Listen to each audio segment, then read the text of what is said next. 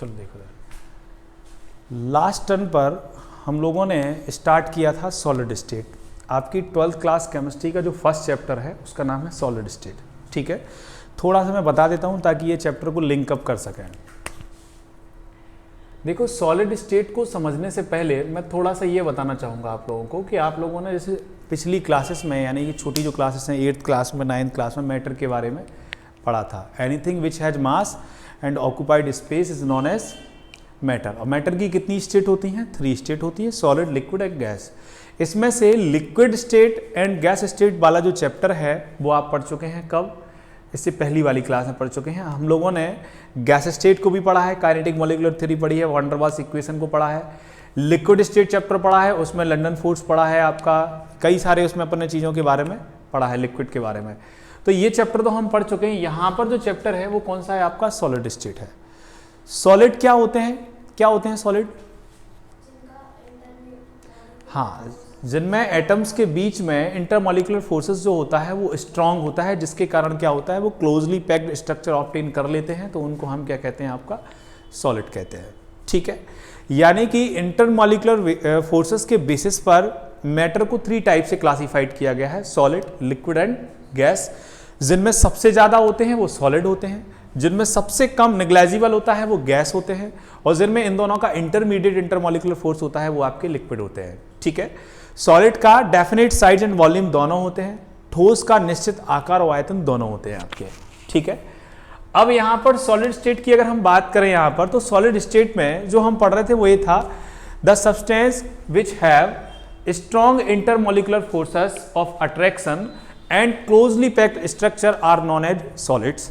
They are of 2 types. ठोस जो होते हैं वो 2 प्रकार के होते हैं, सॉलिड जो होते हैं वो 2 टाइप के होते हैं। एक क्रिस्टलाइन सॉलिड होते हैं और एक नॉन क्रिस्टलाइन सॉलिड, या फिर आपका एमॉर्फस सॉलिड भी कहते हैं आपका। एक क्रिस्टलीय ठोस होते हैं, एक अक्रिस्टलीय ठोस होते हैं। ठीक है, अब क्रिस्टलाइन सॉलिड क्या होते हैं यहां तक हम पढ़ चुके थे, है ना, यहां तक हम पढ़ चुके थे। क्रिस्टलाइन सॉलिड और एमॉर्फस सॉलिड क्या होते हैं इनको भी लिख लिया था, पर अभी जो हमें पढ़ना है वो पढ़ना है इनका डिफरेंस, क्लास वो crystalline solid and amorphous solid का क्लासिक वो डिफरेंस हमें पढ़ना है आपका, कि इनमें क्रिस्टलीय ठोस और एमॉर्फस ठोस में क्या अंतर होता है आपका। ठीक है, तो इसको हम पढ़ेंगे, वहां आपका ये डेफिनेशन भी क्लियर हो जाएगा आपका और बाकी चीजें भी। ठीक है, crystalline solid and amorphous solid क्या होते हैं आपके? क्रिस्टलाइन सॉलिड का मतलब होता है the solid in which regular arrangement of constituent particles and definite geometry are known as crystalline solid. समझे मतलब क्या? मतलब ये कि जैसे मैंने बोला कि कोई भी, जैसे मान लो ये क्लास है, क्लास में ये सारी बेंचेस पड़ी हुई हैं। ठीक है, ये बेंचेस क्या है? कॉन्स्टिट्यूएंट पार्टिकल्स हैं आपके। कॉन्स्टिट्यूएंट पार्टिकल्स समझते हो क्या होते हैं? बने होते हैं। मैं अभी हिंदी में फिर बता रहा हूं, पहले इंग्लिश में बता दूं फिर बताता हूं आपको। यानी कि जो कॉन्स्टिट्यूएंट पार्टिकल्स होते हैं, कॉन्स्टिट्यूएंट पार्टिकल्स क्या होते हैं? आपके एटम्स होते हैं, मॉलिक्यूल्स होते हैं या फिर आयंस होते हैं। इनसे मिलकर बना हुआ कोई भी एक सॉलिड होता है आपका, या कोई भी लिक्विड है या गैस है, यानी जो मैटर होते हैं वो कॉन्स्टिट्यूएंट पार्टिकल से मिलकर बने होते हैं। तो जो इंटरमॉलिक्यूलर फोर्सेस होता है वो किन के बीच में होता है? सबसे ज्यादा सॉलिड के बीच में होता है। तो मैंने क्या कहा कि दो solid in which strongly intermolecular forces of constituent particles and regular arrangement of constituent particle are known as crystalline solid। यानी जिनमें constituent particles का जो अरेंजमेंट है वो एक रेगुलर होता है, एक डेफिनेट होता है, जिसके कारण वो डेफिनेट जियोमेट्री को ऑब्टेन कर लेते हैं, उनको हम क्या कर लेते कहते हैं? आपका क्रिस्टलाइन सॉलिड कहते हैं आपका। मतलब समझे इसका? मतलब सिर्फ इतना सा है आपका कि जो क्रिस्टलाइन सॉलिड होते हैं उनमें एक डेफिनेट जियोमेट्री होती है, उनकी एक डेफिनेट स्ट्रक्चर होती है आपकी। देखो, ये जैसे ये क्रिस्टलाइन सॉलिड है आपका, इसमें आप ध्यान से देखिए, इसमें ये कॉन्स्टिट्यूएंट पार्टिकल्स हैं, ये एटम्स भी हो सकते हैं, मॉलिक्यूल्स भी हो सकते हैं, आयंस भी हो सकते हैं। अब आप कह रहे होंगे कि सर एटम्स भी हो सकते हैं, मॉलिक्यूल्स भी, आयंस में, लेकिन हमें कैसे पता कि यहां पर आयन होगा या आपका मॉलिक्यूल्स होगा या फिर एटम होगा? ये डिपेंड करता है कि क्रिस्टलाइन सॉलिड कौन सा है। अभी हम इसके बाद जो क्वेश्चन पढ़ेंगे उसमें पढ़ेंगे क्रिस्टलाइन सॉलिड के टाइप्स। जैसे क्रिस्टलाइन सॉलिड कितने टाइप से होता है आपका? 4 टाइप से होता है, आयनिक solid, molecular solid, metallic solid और कोवेलेंट सॉलिड। इनमें से जो भी सॉलिड होता है उसी के अकॉर्डिंग ये कॉन्स्टिट्यूएंट पार्टिकल्स होते हैं आपके। मतलब देखो, आप मान लो ये कोई भी एक क्रिस्टलाइन सॉलिड है, इनके ये कॉन्स्टिट्यूएंट पार्टिकल्स हैं सारे, इनमें देखो क्लोजली पैक्ड स्ट्रक्चर है आपका, एक डेफिनेट स्ट्रक्चर हो, एक रेगुलर अरेंजमेंट है आप देखेंगे इसमें, और इनका जो शेप है वो एक डेफिनेट शेप है आपका। इसमें आप ये नहीं देख रहे होंगे कि रैंडमली शेप है या कोई भी एक डेफिनेट शेप नहीं है, डेफिनेट शेप है। तो the solid in which regular arrangement of constituent particles and definite structure are known as crystalline solids. Like जैसे आपका सिलिका हो गया, SiO2 हो गया, आपका सोडियम क्लोराइड हो गया, NaCl हो गया, सीजियम क्लोराइड हो गया, है ना। गर्मी तो नहीं लग रही, मिर्गी मिर्गी तो नहीं आ रही, ठीक है आगे चलते हैं। अमॉर्फस सॉलिड क्या होते हैं, इनको नॉन क्रिस्टलाइन सॉलिड कहते हैं। अमॉर्फस सॉलिड या नॉन क्रिस्टलाइन सॉलिड से मतलब क्या होता है आपका, the solid in which irregular arrangement of constituent particles and indefinite structure of constituent indefinite structure या और geometry are known as non crystalline solid. यानी कि इनमें जो कॉन्स्टिट्यूएंट पार्टिकल्स होते हैं उनका डेफिनेट शेप नहीं होता है, डेफिनेट अरेंजमेंट नहीं होता है आपका। यानी जो कॉन्स्टिट्यूएंट पार्टिकल स्ट्रक्चर बना रहे हैं इसमें कोई डेफिनेट अरेंजमेंट नहीं है आपका। देखो आप कहीं भी नहीं कह सकते हैं कि इनमें एक रेगुलर अरेंजमेंट है। आप इनके बीच में देखिए, ये आप जो इंटरस्टिशियल स्पेस देख रहे हैं इनमें एक ट्रायंगुलर एक डेफिनेट शेप बनेगा, सभी में बनेगा कि नहीं बनेगा आप, लेकिन इसके अंदर देखिए आप कहीं भी एक डेफिनेट शेप नहीं बता सकते हैं आपका। इंटरस्टिशियल स्पेस में भी डेफिनेट शेप नहीं बता सकते हैं, और कॉन्स्टिट्यूएंट पार्टिकल्स के कंबाइंड होने के बाद जो शेप बन रहा है उनको भी आप नहीं बता सकते हैं कि ये डेफिनेट स्ट्रक्चर है आपका। मैं इसका एक और स्ट्रक्चर आप लोगों को दिखा देता हूं, उससे क्लियर हो जाएगा आपका। ये देखो आप, एक तरफ आपका सिलिका है, क्वार्ट्ज है आपका, ये क्रिस्टलाइन सॉलिड है, ये अमॉर्फस सॉलिड है। इसमें आप देखो सभी का जो स्ट्रक्चर बनेगा वो एक डेफिनेट स्ट्रक्चर बनेगा। आप देखिए, आप इसमें अगर आप इसमें देखेंगे तो एक डेफिनेट स्ट्रक्चर बनेगा। आप देखो, अगर आप इनको मिलाएंगे तो एक डेफिनेट बनेगा, लेकिन आप इनमें कोई डेफिनेट स्ट्रक्चर नहीं बना सकते हैं। आप देखिए, क्या आपको लग रहा है इसमें कोई डेफिनेट स्ट्रक्चर है? देखो, लग रहा है कोई? आप कहीं पर भी, तो ये क्या होते हैं? अमॉर्फस सॉलिड होते हैं। ठोस क्या होते हैं? ठोस जिनमें अणु और परमाणुओं और आयंस के बीच में, या उनको जो बनाने वाले कण होते हैं उनके बीच में प्रबल अंतराण्विक बल होता है, जिसके कारण वो एक निश्चित ज्यामिति या आकार प्राप्त कर लेते हैं। उनको हम क्या कहते हैं? ठोस कहते हैं। ठोस दो प्रकार के होते हैं, एक क्रिस्टलीय ठोस होते हैं, एक अक्रिस्टलीय ठोस होते हैं। क्रिस्टलीय ठोस क्या होते हैं? जिनमें अणुओं, परमाणुओं और आयनों का एक क्रमबद्ध विन्यास होता है। कॉपी में देखो, मेरी तरफ देखो, कॉपी में तो वही लिखा है जो मैं बोल रहा हूं। अणुओं, परमाणुओं का एक क्रमबद्ध विन्यास होता है, उनको हम क्या कहते हैं? आपका ठोस कहते हैं, आपका वो क्रिस्टलीय ठोस कहते हैं आपका। और जिनमें अणुओं, परमाणुओं का निश्चित विन्यास नहीं पाया जाता उनको क्या कहते हैं? आपका अक्रिस्टलीय ठोस कहते हैं। मतलब ये है कि मान लो इस क्लास में ये सारे अणु और परमाणु रखे हुए हैं, जितनी भी बेंच हैं, जब ये एक निश्चित क्रम में लगे होंगे तो इनको हम क्या बोलेंगे? क्रिस्टलीय ठोस, क्योंकि निश्चित क्रम में। जब ये निश्चित क्रम में नहीं लगे होंगे तो क्या बोलेंगे? इनको अक्रिस्टलीय ठोस। आपका क्रिस्टलाइन सॉलिड में क्या होगा? एक रेगुलर अरेंजमेंट होगा, और अमॉर्फस सॉलिड में क्या होगा? आपका इरेगुलर अरेंजमेंट होगा। हमें इस चैप्टर में जो पढ़ना है, वो एक्चुअल जो पढ़ना है वो क्रिस्टलाइन सॉलिड के बारे में ही पढ़ना है। इस पूरे चैप्टर में केवल इन्हीं का जिक्र किया गया है, इनका नहीं किया गया है आपका।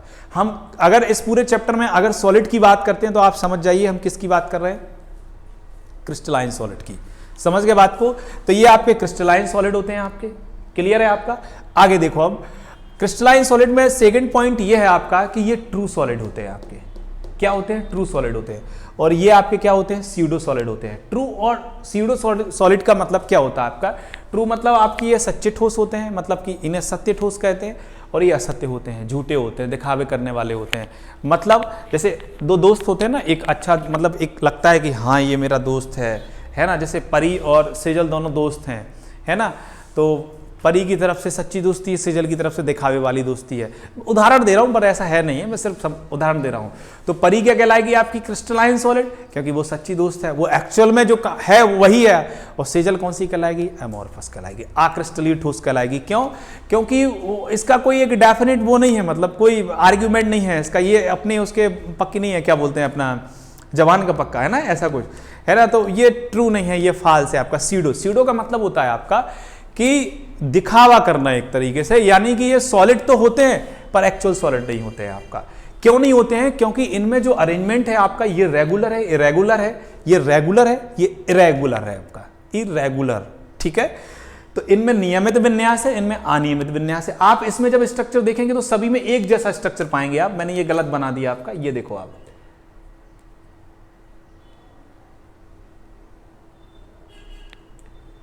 आप सभी में एक जैसा स्ट्रक्चर देखेंगे, लेकिन आप इनमें कहीं पर भी इस तरीके का स्ट्रक्चर नहीं देखेंगे आपका। क्लियर है आपका?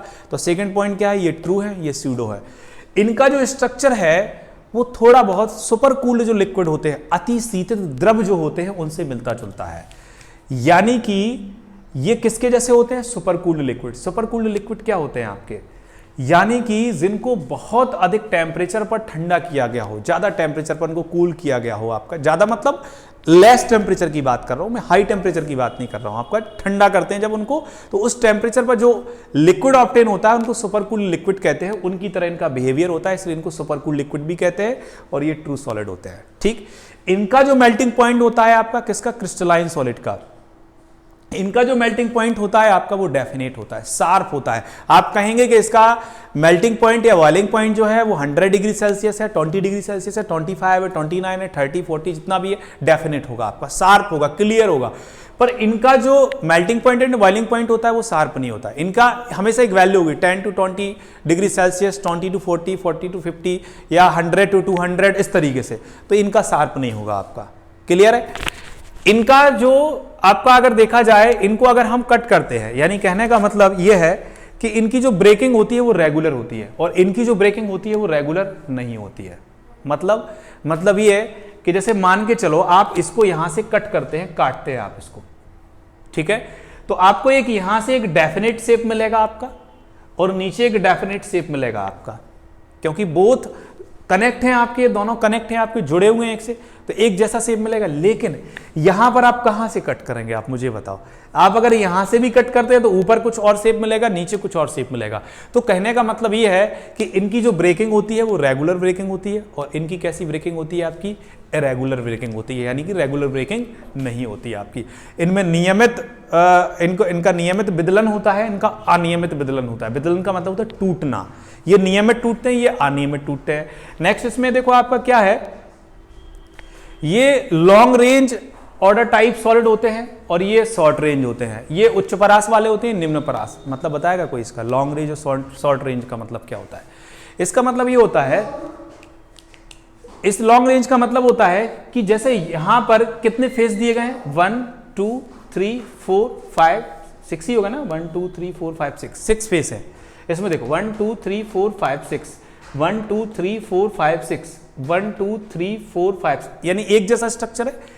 ऐसा ही स्ट्रक्चर ऊपर एक और होगा आपका, यहां भी बना होगा आपका, यहां भी बना होगा, फिर यहां बना होगा, फिर यहां बना होगा, और ये लॉन्ग रेंज में चले जाते हैं। तो ये इनकी long range order type solid कहलाते हैं। इनमें क्या होता है, इस तरीके का कोई सिस्टम नहीं होता है। क्यों नहीं होता है? क्योंकि इनमें एटम्स और मॉलिक्यूल का कोई रेगुलर अरेंजमेंट नहीं है, तो इस तरीके का अरेंजमेंट इनमें देखने को नहीं मिलेगा आपका। मतलब यह है कि अगर इसमें जहां से स्टार्टिंग पॉइंट होगा वहां तो हो सकता है कि आपको एक डेफिनेट स्ट्रक्चर मिल भी जाए, पर आगे जब आप जाएंगे उसके तो डेफिनेट स्ट्रक्चर नहीं मिलेगा। क्यों? क्योंकि ये शॉर्ट टाइप होते हैं। शॉर्ट टाइप इसीलिए होते हैं क्योंकि इनमें एक रेगुलर अरेंजमेंट नहीं होता है। यहां तो मिला, फिर आगे आपको कहीं नहीं मिलेगा आपको, तो ये शॉर्ट टाइप हो गए। ये लॉन्ग टाइप में ऐसे एक डेफिनेट ऑर्डर में जाते हैं आपके। समझ गए ना बात को? तो फर्स्ट पॉइंट नहीं, तो ये ज्यादा लंबे जा ही नहीं पाएंगे। क्यों नहीं जा पाएंगे? क्योंकि इनमें रेगुलर अरेंजमेंट नहीं है। जैसे आप इसको इस तरीके से समझो, जैसे मान के चलो आपके पास बुक्स हैं बहुत सारी, 100 के अराउंड किताबें हैं आपकी, ठीक है। अब आपको क्या करना है, इस बेंच के ऊपर वो 100 किताबों को रखना है, ठीक है। आप एक किताब को रखेंगे, दूसरे को, तीसरे को, चौथे को, पांचवें को, फिर 1 2 3 4 5 6 10 10 की गिनती आप बना देंगे। एक रेगुलर अरेंजमेंट होगा, आप सिस्टमेटिक रख ही रहेंगे। लेकिन अब एक किताब आपने ऐसे रख दी, फिर एक ऐसे रख दी, फिर एक ऐसे रख दी, फिर इधर रख दी, फिर टेढ़ी रख दी, खड़ी रख दी, तो क्या अरेंजमेंट हो पाएगा? लंबा नहीं हो पाएगा। एक ऐसे रखी है और एक ऐसे रखी हुई है, फिर एक ऐसे रखी, ऐसे हो जाएगा? नहीं जाएगा ना, ज्यादा लंबा गिर जाएगा। वैसे ही इनका है कि कांस्टेंट पार्टिकल्स का जो अरेंजमेंट है वो रेगुलर नहीं है, इरेगुलर है, नियमित नहीं है, अनियमित है। इसलिए शॉर्ट रेंज वाले सॉलिड होते हैं, ना कि लॉन्ग रेंज वाले। और ये लॉन्ग रेंज सॉलिड होते हैं आपके, यानी कि यहाँ पे क्या होते हैं, उच्च परास कोटि के ठोस होते हैं और ये निम्न परास कोटि के ठोस होते हैं। क्लियर? समझ में आया? तो हमने कौन कौन से पॉइंट बताए? फर्स्ट तो यही है कि इनमें रेगुलर अरेंजमेंट होता है कांस्टिट्यूएंट पार्टिकल्स का, इनमें रेगुलर अरेंजमेंट नहीं होता है। ये ट्रू सॉलिड है, ये स्यूडो सॉलिड है आपके। इनका melting point boiling point sharp होता है, इनका melting point boiling point sharp नहीं होता है, ठीक है। फिर मैंने क्या बताया आपका, ये इनकी जो ब्रेकिंग होती है वो रेगुलर होती है, इनकी ब्रेकिंग इरेगुलर होती है। इनका विदलन नियमित होता है, इनका अनियमित होता है, ठीक है, ये लॉन्ग रेंज टाइप सॉलिड है आपकी, ये शॉर्ट रेंज टाइप सॉलिड है आपके, ये उच्च परास कोटि के ठोस है, निम्न परास कोटि के ठोस है। इंपॉर्टेंट पॉइंट वो है जो मैं अब बता रहा हूं, ये तो खैर डिफरेंस है, इंपॉर्टेंट है, पर ये जो पॉइंट है ना मैं जब बता रहा हूं वो अलग से एग्जाम में पूछ लिया जाता है। वो पॉइंट क्या है, वो ये है, एक प्रॉपर्टीज आती है आइसोट्रोपिक एंड एनाइसोट्रोपिक क्या होते हैं आपके। आइसोट्रोपिक एंड एनाइसोट्रोपिक क्या होते हैं आपके, सुना है कभी इनको। समदैशिकता एंड विषमदैशिकता क्या होती है, देखो मैं समझाता हूं आपको। जैसे मान के चलो हमारे पास ये कोई एक कंडक्टर है या एक कोई मेटल है, मान के चलो कोई धातु है आपकी। इस मेटल में जब हम यहां से इलेक्ट्रिसिटी इस डायरेक्शन से इलेक्ट्रिसिटी फ्लो करते हैं, इस डायरेक्शन से जब इलेक्ट्रिसिटी इस डायरेक्शन से फ्लो करेंगे तो कंडक्टिविटी की जो वैल्यू होगी वो हम मेजर कर लेंगे और उसको नोट कर लेंगे, ठीक है। ये एक डायरेक्शन हो गया। अब हम इस डायरेक्शन से वो इलेक्ट्रिसिटी फ्लो कर रहे हैं, यहां से जैसे इलेक्ट्रिसिटी फ्लो करते हैं तो कंडक्टिविटी की वैल्यू जो आती है वो कुछ और आती है। कंडक्टिविटी की वैल्यू जो होती है वो कुछ और होती है। फिर हम अभी इस डायरेक्शन से किया था, फिर इससे किया, अब इस डायरेक्शन से करें, यहां से हम इलेक्ट्रिसिटी फ्लो करेंगे, कंडक्टिविटी की वैल्यू कुछ और आएगी। हम यहां से कुछ इलेक्ट्रिसिटी फ्लो करेंगे तो कंडक्टिविटी की वैल्यू कुछ और आएगी। सारी वैल्यूज को नोट कर लिया। हमने देखा कि जब अलग अलग डायरेक्शन से प्रॉपर्टीज जो होती है वो डिफरेंट आती है। Properties in the sense refractive index, density, conductivity, ऐसे कई सारी प्रॉपर्टीज होती है केमिकल जो किसी सॉलिड में अलग अलग डायरेक्शन से अलग अलग होती है, डिफरेंट डायरेक्शन में डिफरेंट प्रॉपर्टीज होती है, which are known as anisotropic. यानी कि जब अलग अलग डायरेक्शन से किसी भी सॉलिड की प्रॉपर्टी डिफरेंट आती है तो उसको हम एनाइसोट्रॉपी बोलते हैं। लेकिन जब हम इधर से इलेक्ट्रिसिटी फ्लो करें, इधर से इलेक्ट्रिसिटी फ्लो करें, इधर से इलेक्ट्रिसिटी फ्लो करें, इधर से इलेक्ट्रिसिटी फ्लो करें और उनकी कंडक्टिविटी की वैल्यू सेम आती है तो उसको आइसोट्रोपिक बोलते हैं। समदैशिकता एंड विषमदैशिकता क्या होती है, हम यहां से विद्युत धारा प्रवाहित करें, विद्युत धारा का मान कुछ और होता है। हम यहां से विद्युत धारा प्रवाहित करें, विद्युत धारा का मान कुछ और होता है। हम यहां से विद्युत धारा प्रवाहित करें, यहां से करें, हर एक दिशा से जब विद्युत धारा का मान कुछ और आता है। यहां हमने एक उदाहरण लिया है, विद्युत धारा, इलेक्ट्रिक कंडक्टिविटी एक एग्जांपल लिया है। वो रिफ्रैक्टिव इंडेक्स भी हो सकता है आपका, डेंसिटी भी हो सकती है, कुछ भी हो सकता है। बस एक छोटा सा एग्जांपल लिया है हमने कि कोई भी एक ऐसी प्रॉपर्टी जो अलग अलग डायरेक्शन से सॉलिड में अलग अलग आती है तो उसको एनाइसोट्रोपिक बोलते हैं। जब अलग अलग डायरेक्शन से सेम आती है तो उसको आइसोट्रोपिक बोलते हैं। जब अलग अलग दिशाओं से उनके गुणों का मान अलग अलग होता है तो विषमदैशिकता, गुणों का मान समान होता है तो समदैशिकता। क्लियर। अब ऐसा क्या है कि इनमें प्रॉपर्टी, ये जो होते हैं आपके क्रिस्टलाइन सॉलिड ये एनाइसोट्रोपिक होते हैं और ये जो होते हैं ये आइसोट्रोपिक होते हैं। ऐसा क्यों होता है? एनाइसोट्रोपिक में ऐसा क्यों होता है कि अलग अलग डायरेक्शन से अलग अलग प्रॉपर्टीज आती है? वो सिर्फ इसलिए होता है क्योंकि इनमें जो कॉन्स्टिट्यूएंट पार्टिकल्स का अरेंजमेंट है वो डिफरेंट है। अब कंफ्यूज हो गए होंगे, कहना डेफिनेशन में तो बताया था आपने कि रेगुलर अरेंजमेंट होता है और यहां पर तो आप कह रहे हैं कि डिफरेंट अरेंजमेंट है। इसको समझो, मैं अभी बताता हूं। मैंने क्या कहा कि इनमें विषमदैशिकता क्यों होती है? क्योंकि इनको बनाने वाले जो पार्टिकल्स होते हैं, कण होते हैं, उनका जो विन्यास है वो अलग अलग होता है ना। और इसमें आइसोट्रोपिक क्यों होता है आपका? ये समदैशिकता क्यों होता है? क्योंकि इनके जो कॉन्स्टिट्यूएंट पार्टिकल्स होते हैं वो एक रेंज में एक तरीके से अरेंजमेंट होता है आपका। अब कंफ्यूज हो गया। देखो मैं इन दोनों बातों का मतलब बताता हूं आपको। कॉन्स्टिट्यूएंट पार्टिकल्स का जो रेगुलर अरेंजमेंट होता है वो कहलाता है क्रिस्टलाइन सॉलिड, ठीक है। इरेगुलर जो अरेंजमेंट होता है हमें कह सकते हैं, रेगुलर अरेंजमेंट जब नहीं होता है तो उसको हम क्या बोलते हैं? Amorphous solid. क्लियर। एनाइसोट्रोपिक का मतलब होता है कि अलग अलग डायरेक्शन से अलग अलग नेचर होना, इनका अलग अलग प्रॉपर्टीज होना आपका, ठीक है। कैसे? देखो मैं समझाता हूं आपको। इसको इस तरीके से समझ सकते हैं, ध्यान रखना, कॉन्स्टिट्यूएंट पार्टिकल्स का जो अरेंजमेंट है वो रेगुलर है, पर मैंने ये कहा कि डिफरेंट अरेंजमेंट होता है, इस वजह से एनाइसोट्रोपिक होता है। कैसे? देखो एनाइसोट्रोपिक को दिखा रहा हूं इससे, और आइसोट्रोपिक इसका अपोजिट होगा तो समझ में आ जाएगा। देखो आप ध्यान से समझना, ये कैसे हो गया, ये ऐसे हो गया। कुछ लोग फ्री बैठे होंगे तो फोन लगा देते हैं।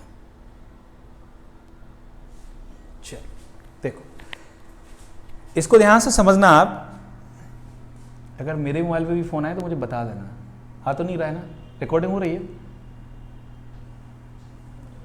हो रही?